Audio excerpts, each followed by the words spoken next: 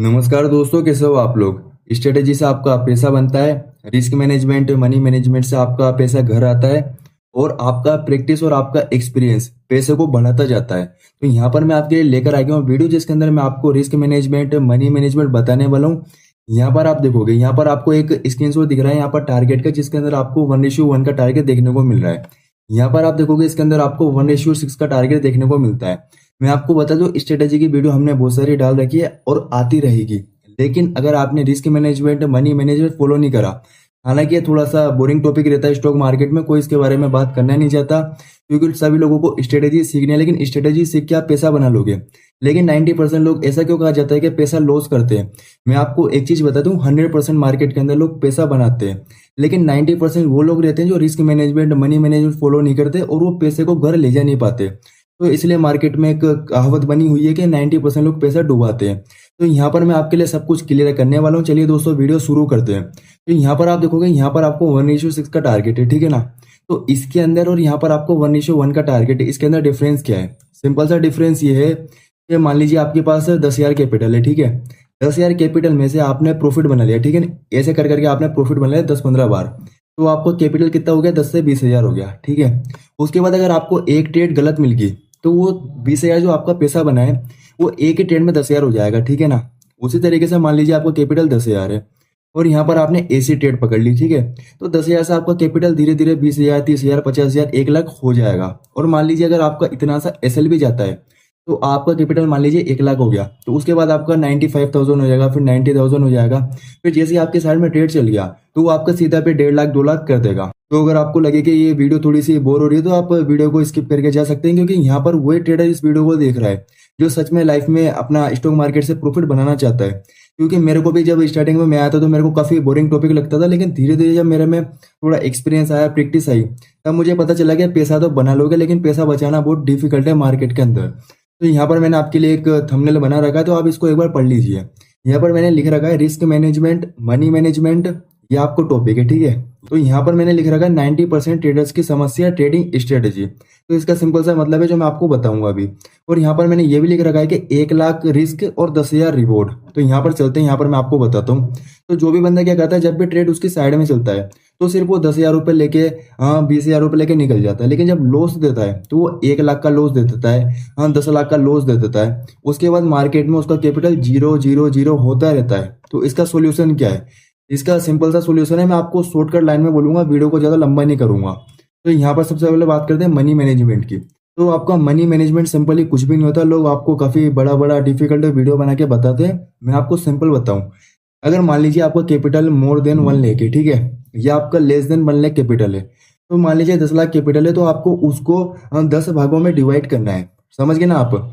और अगर आपका 1 लाख से कम कैपिटल है, तो यहाँ पर आप 5 में 6 में इसको डिवाइड कर सकते हो। इसका सिंपल सा मतलब ये होता है कि अगर आपके पास 1 लाख कैपिटल है, तो आप 10,000 से ट्रेड करो, आप 15,000 से ट्रेड करो, आप 20,000 से ट्रेड करो। अगर आप पूरा 1 लाख से ट्रेड करोगे, तो फिर आप ट्रेडिंग नहीं करे, आप गेमलिंग कर रहे हो।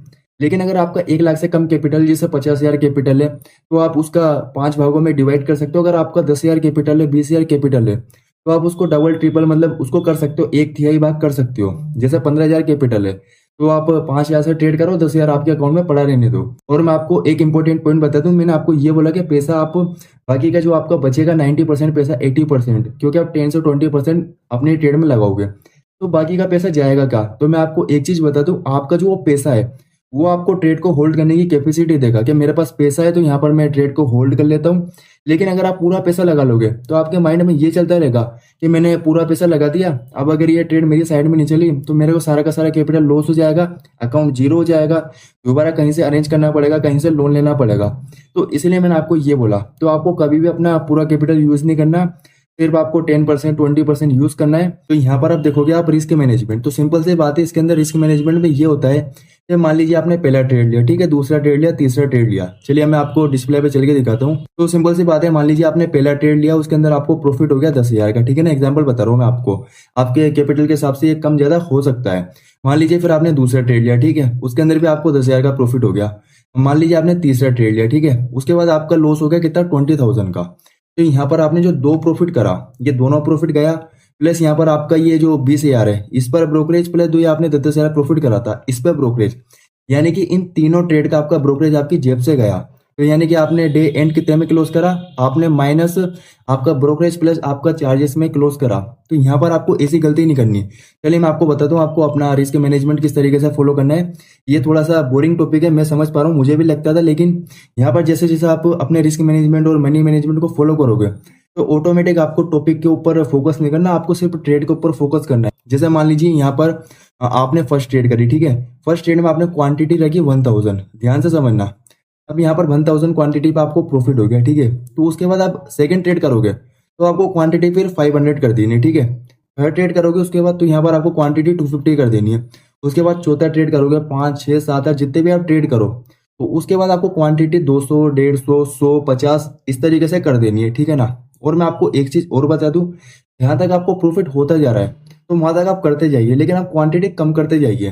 फर्स्ट ट्रेड में प्रॉफिट हो गया बड़ा, सेकंड में छोटा होएगा, थर्ड में और छोटा होएगा, फोर्थ में और छोटा होएगा। जैसे मान लीजिए फर्स्ट में प्रॉफिट हो गया, सेकंड में प्रॉफिट हो गया, थर्ड में प्रॉफिट हो गया, फोर्थ ट्रेड में आपका एसएल गया, तो यहाँ पर आप ट्रेडिंग को क्लोज कर दो। उसके बाद आप ट्रेडिंग नेक्स्ट डे करो। और मान लीजिए यहाँ पर आपका फर्स्ट ट्रेड में लॉस हो गया, ठीक है, तो उसके बाद आप सेकंड ट्रेड कर सकते हो, लेकिन क्वांटिटी आपको जो फर्स्ट ट्रेड में रखी थी उससे आपको कम करनी पड़ेगी, क्योंकि यहाँ पर आपका इमोशन अटैच हो गया। फर्स्ट ट्रेड में आपने लॉस कर लिया तो यहाँ पर आप सेकंड ट्रेड में क्वांटिटी बढ़ाओगे तो हो सकता है कि सेकंड में लॉस हो गया तो आपका 2-3 दिन का प्रॉफिट एक बार में चल जाएगा। तो यहाँ पर आपको क्वांटिटी फर्स्ट ट्रेड में अगर प्रॉफिट होगा तो क्वांटिटी कम कर देनी है। उसके बाद अगर आपका फर्स्ट ट्रेड में लॉस हो गया तो आप समझ लो कि उस दिन आपको लॉस में क्लोज करना है, तो यहाँ पर आप क्वांटिटी हाफ कर दो। अगर रिकवर होना होगा तो हाफ क्वांटिटी में हो जाएगा, क्योंकि एक साइकोलॉजी समझिए आप ध्यान से ना। मान लीजिए आपके पास 1000 क्वांटिटी, ठीक है, यहाँ पर आपका 10,000 का लॉस होगा 1000 क्वांटिटी पे, यानी कि 10 पॉइंट का, ठीक है, यहाँ पर 10,000 का लॉस हो गया। अब अगर आपने क्वांटिटी 500 कर दी, ठीक है ना, और अगर इस 500 क्वांटिटी पे प्रॉफिट होता है, अगर आपने 1:2 का प्रॉफिट लिया तो आपका जो 500 क्वांटिटी पे प्रॉफिट होगा 10,000 का, तो यहाँ पर आपका 10,000 का लॉस तो रिकवर हो गया ना 500 क्वांटिटी में। तो सिंपल लैंग्वेज में मैं आपको बताऊं तो यही होता है रिस्क मैनेजमेंट का, कि आप अगर 10 रुपए का स्टॉप लॉस दे रहे हो तो आपको यहाँ पर 20 रुपए का मिनिमम टारगेट रखना है। अगर इससे कम का टारगेट है तो यहाँ पर आप ट्रेड को लो मत। मिनिमम और 20, 30, 40, 50 पॉइंट के हिसाब से आप ट्रेड कर सकते हो। जैसे आपका यहाँ पर 10 रुपए का लॉस है, ठीक है, तो यहाँ पर 20 का प्रॉफिट है, तो इसको क्या बोलेंगे 1:2। तो आपको जिस तरीके से प्रॉफिट मिलता जाए तो आप प्रॉफिट को ट्रेल करते जाओ। और यहाँ पर सबसे इंपॉर्टेंट पॉइंट आपका ये होता है रिस्क मैनेजमेंट के अंदर, कि अगर आपने सोच रखी है मुझे एक दिन के अंदर 1000 का रिस्क लेना है, ठीक है ना, और अगर आपका ये 1000 का रिस्क हो जाए तो यहाँ पर आप ट्रेडिंग को क्लोज कर दो। उसके बाद आप इसको रिकवर करने की कोशिश मत करो, फिर आप नेक्स्ट डे ट्रेड करो। हो सकता है आपके लिए 1 लाख हो सकता है आपके लिए ये 10,000 हो, आपके कैपिटल के हिसाब से। तो यहाँ पर आपको एक लिमिट फिक्स करनी पड़ती है कि मुझे एक दिन में कितना रिस्क लेना है, यानी कि कितना लॉस लेना है। अगर वो लॉस हो जाए तो यहाँ पर आप ट्रेडिंग क्लोज कर दो। और जब भी आप ट्रेड करो तो यहाँ पर आप फुल क्वांटिटी में अगर आपको प्रॉफिट हो गया तो क्वांटिटी फिर हाफ कर दो। तो अगर आपको फर्स्ट ट्रेड में बड़ा प्रॉफिट हो जाए तो यहाँ पर आप फर्स्ट ट्रेड में जो आपको प्रॉफिट हुआ है उसका 10 से 20%, 30%, 40% के हिसाब से आप उस पर रिस्क लेके कैपिटल को बड़ा कर सकते हो।